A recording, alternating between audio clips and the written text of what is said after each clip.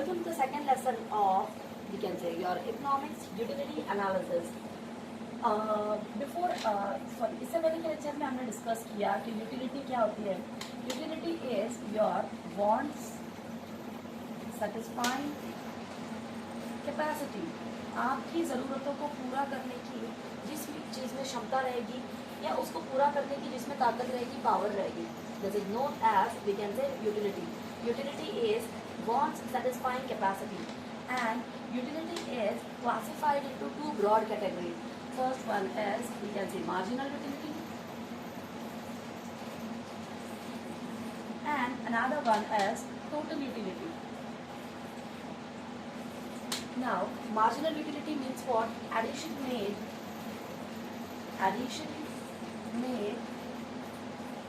by grabbing of a addition made by grabbing or intaking every additional unit of commodity. हर एक commodity intake करने के बाद में जो मुझे, we can say, additional satisfaction होता है या जो भी होता है उसे मैं बोल देती हूँ marginal utility. And total utility means what? It's a sum total. It's a sum total of all consumed, we can say, all consumed utilities derived by the last unit. The last unit means it's a total of all the utilities. सारी utilities की अगर मैं total कर लेती हूँ उसे हम बोल देंगे टोटल यूटिलिटी. और मार्जिनल यूटिलिटी, उसी के अंदर अगर मैं एक एडिशन करती हूँ, फिर नेक्स्ट खाती हूँ, फिर एडिशन हो रहा है. ये सब कुछ हमने देखा था. अब आइए आज हम लोग देखते हैं बच्चों, हमारी ये जो law of diminishing marginal utility है, इसके कुछ एग्जेप्शंस है, इसके कुछ, वी कैन से, एक्सेप्शंस है कि ये law, the law will not be applicable on these things. So some exceptions are there of law of diminishing marginal utility, and the exceptions are listed below. The first one is hobbies. We can say hobbies. Hobbies means आदतें. For example, we can say, if a person is having a habit of, we can say, collection of coins, if a person is having a habit of collection of coins, yeah, we can say collection of notes, so this law will not be applicable over here, as every additional unit of coin, yeah, every additional coin, yeah, every additional note will gives him more and more pleasure. The person will be happy, then happier, and then happiest. एक बंदा है बच्चों अगर, तो जिसे we can से एक आदत है, या वो बंदा को बहुत पसंद है किसी चीज़ का कलेक्शन करना. अब फॉर एग्जांपल इस बंदे को पसंद है कॉइन्स का कलेक्शन करना, तो अगर आप उसको एक कॉइन देंगे उसकी यूटिलिटी बढ़ेगी, 2 देंगे और बढ़ेगी, 3 देंगे और बढ़ेगी, 4 देंगे बढ़ती चली जाएगी.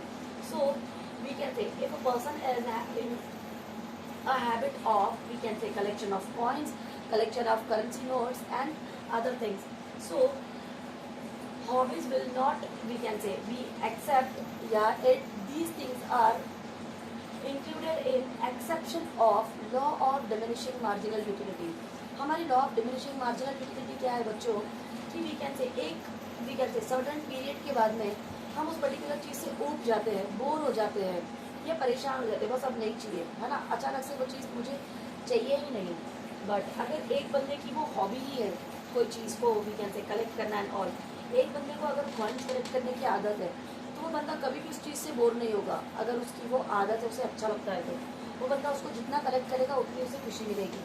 सो in certain, we can say, in certain hobbies like collection of coins, है ना, collection of coins, collection of notes, collection of, we can say, paintings,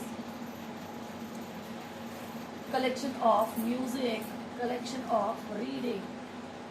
Now, by adding extra, yeah, we can say, by adding additional unit of it will give them more and more pleasure. Now, in certain hobbies like collection of coins, we can say, paintings, music, reading, the law does not hold true.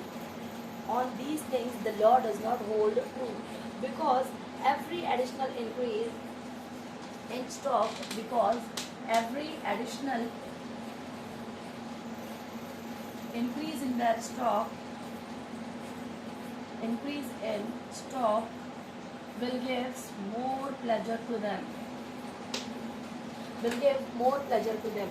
इन चीज़ों में अगर कोई भी we can say additional unit increase होता है तो वो लोगों को उतनी ही खुशी मिलती है। आइए देखते हैं अगला पॉइंट हमारा law of diminishing marginal utility का, जो कि हमारा अगला एक्सेप्शन है। अगला है बच्चों मेरा माइजर। माइजर मतलब कि एक कंजूस इंसान। Let's take the example of a miser person. For example, every additional rupee gives him more and more satisfaction. For example, a miser person, है ना, a miser person, we can say every additional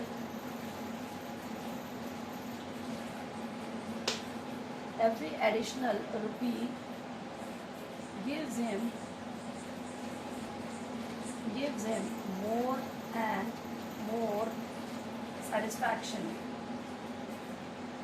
एक इंसान जो कि कंजूस है, उसको अगर हम लोग we can say under law of diminishing marginal utility पैसा देते चले जाएंगे तो हर एक वी कैन से रुपया या हर एक नोट उस बंदे को मोर एंड मोर सेटिस्फैक्शन देगी, या मोर एंड मोर प्लेजर उस बंदे का एनहांस होगा या इंक्रीज होगा। तो ये थी हमारी कंजूस वाले बंदे की बात कि if a person is miser so every additional rupee gives him more and more satisfaction, या we can say more and more pleasure. तो ये भी चीज़ हमारे law of diminishing marginal utility के अंदर में नहीं आ सकती है। आइए देखते हैं अगला वाला मेरा, जिसे नाम मैं दे देती हूँ बच्चों addictions.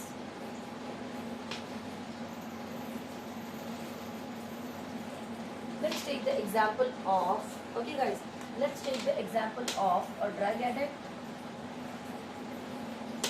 we can say a drunkard, okay.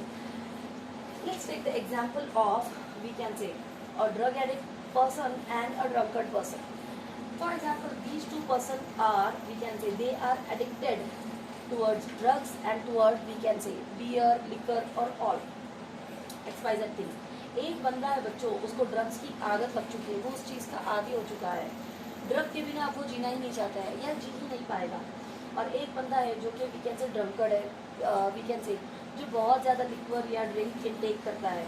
अब ये दोनों लोग जो है वी कैन से वो उस चीज़ के एडिक्ट हो चुके हैं, मतलब उन्हें बाय हुक और by crook they want, the person A wants drug all the time and person B wants liquor या we can say beer XYZ things all the time. Now it is observed that in case of drunkard, it is observed that in case of a drunkard that the level of intoxication increases with every additional unit of liquor consumed. As the person is addicted to liquor, so every additional glass, yeah, every additional sip will gives him more and more, we can say, pleasure, happiness and satisfaction. And if we take the example of a drug addict person, every pack of a drug, each and every pack of drug will gives him more and more satisfaction, pleasure and happiness. Addiction भी हमारे law of diminishing marginal utility का हिस्सा नहीं बन सकती है। एक बंदा जो एडिक्टेड है, वी कैन से जिसे ड्रग के मतलब जो ड्रग के बिना रह ही नहीं पाएगा, जिसकी drugs we can say drug उसे हर हाल में चाहिए ही चाहिए, कुछ भी कीजिए मुझे ड्रग्स चाहिए।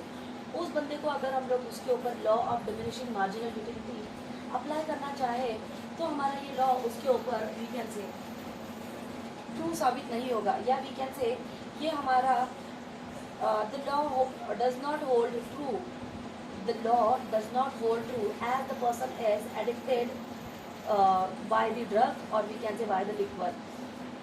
We can say every additional, yeah, we can say every extra pack of drug, yeah, every additional or extra glass or sip of liquor will give them more and more pleasure.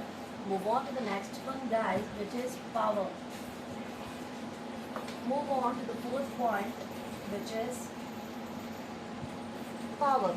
Power means what? Ki this is an exception to the law because when a person acquires power, because when a person acquires power, किसी एक बंदे को जब power मिलना शुरू होती है या पावर मिल जाती है, his lust for power increases, उसकी जो his lust for power increases। आइए देखते हैं, पावर वाला पॉइंट भी हमारा इस law of diminishing marginal utility के अंदर में फिट नहीं बैठता है। How? when a person acquires power, his lust for power is increased। एक बंदा जो है, we can say, जिसे कुछ पावर मिलती है, बाद में उसकी लालच उस पर्टिकुलर चीज़ के लिए डे बाय डे बढ़ती चली जाती है, जो कि हमारे law of diminishing marginal utility का हिस्सा, पार्ट एंड पार्सल नहीं बन सकता है। And move on to the last point of the session as we can say money. अगला लास्ट पॉइंट है बच्चों हमारा money. It is said that the MU of money never becomes zero। Now it is said that the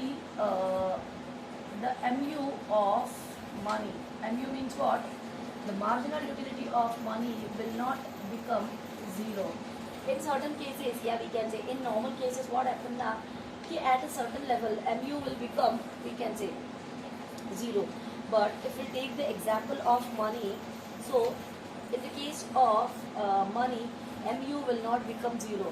पैसों की अगर हम बात करें तो उसमें हमारी जो मार्जिनल यूटिलिटी है बच्चों, ये कभी भी ज़ीरो नहीं हो सकती है। क्यों? जैसे कि it is said that the MU of money never becomes zero, it increases when the stock of money increases, because money is, है ना, इट विल नॉट बिकम, या it will not turns to zero because money is medium of exchange and also used as store of value। सिर्फ money case में हमारी जो marginal utility है वो zero नहीं हो सकती है। क्यों? क्योंकि पैसा जो है एक मीडियम ऑफ एक्सचेंज है, हम लोग इजीली उससे कोई भी चीज़ खरीद या बेच सकते हैं, और स्टोर ऑफ वैल्यू है, हम उसको स्टोर करके भी रख सकते हैं। इसीलिए हमारा जो फिफ्थ एक्सेप्शन था लॉ ऑफ मार्जिनल यूटिलिटी का, जो हमारा नेक्स्ट एक्सेप्शन था बच्चों लॉ ऑफ मार्जिनल यूटिलिटी का, वो था हमारा कि MU कभी भी, मार्जिनल यूटिलिटी पैसों के लिए कभी भी ज़ीरो नहीं होगी, है ना, कभी भी ज़ीरो नहीं होगी, क्योंकि वो है हमारा मीडियम ऑफ एक्सचेंज और उसमें है स्टोर ऑफ वैल्यू। तो ये सारे थे हमारे, we can say, law of diminishing marginal utility के exceptions. Okay, thank you so much.